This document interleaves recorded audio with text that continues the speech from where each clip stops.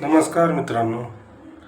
तर काय झालेलं आहे तुम्हाला सांगतो. CPVC लाईन बाथरूममध्ये फिटिंगमध्ये का टाकावी, हे का जरुरीचं असतं हे तुम्हाला सांगतात. इथं CPVC लाईन न टाकल्यामुळं UPVC लाईन टाकली आणि UPVCला UPVCचं सोल्युशन वापरलं, CPVCचं पण नाही वापरलं.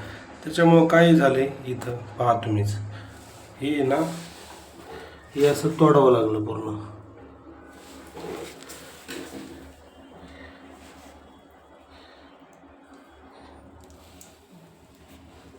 हा जॉईंट निघाला होता,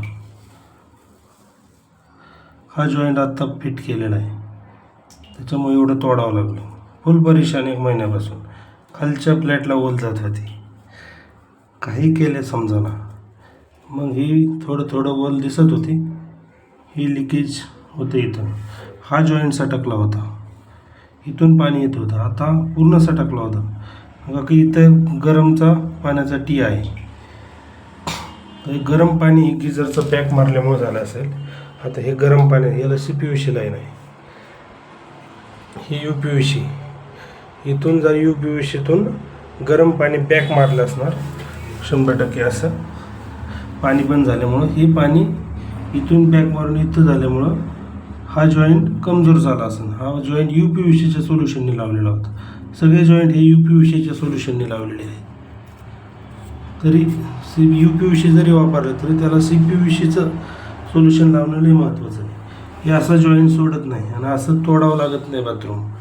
याच्यामुळे किती नुकसान झाली कस्टमरची, सगळं तोडावं लागलं.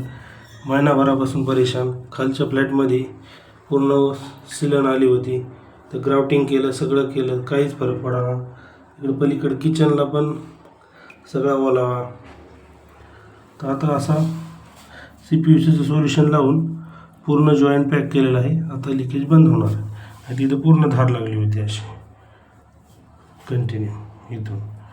तर आता CPVCचाच पाईप लावायचा असतो, त्याने काही होत नाही शक्यतो.